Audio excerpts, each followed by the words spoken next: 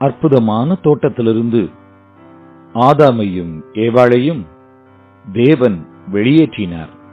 அவர்கள் பாவம் செய்ததினாலே ஜீவன் கொடுக்கிற தேவனிடத்திலிருந்து பிரிக்கப்பட்டார்கள். தேவன் சுடரொளி பட்டயத்தை உருவாக்கி அவர்களை வெளியே வைத்தார்.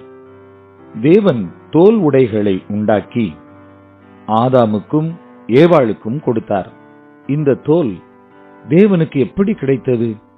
ஏற்ற காலத்தில் ஆதாமுக்கும் ஏவாளுக்கும் ஒரு குடும்பம் உண்டாயிற்று. அவர்களுடைய முதல் குமாரன் காயின் ஒரு தோட்டக்காரன். அவர்களுடைய இரண்டாவது குமாரன் ஆபேல் ஒரு மேய்ப்பன்.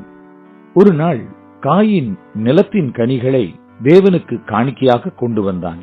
ஆபேல் தன்னுடைய மந்தையில் சிறந்த செம்மறியாடுகளை காணிக்கையாக கொண்டு வந்தான். தேவன் ஆபேலுடைய காணிக்கையிலே பிரியப்பட்டு ஏற்றுக்கொண்டார். தேவன் காயினுடைய காணிக்கையில் பிரியப்படவில்லை. காயினுக்கு கோபம் வந்தது.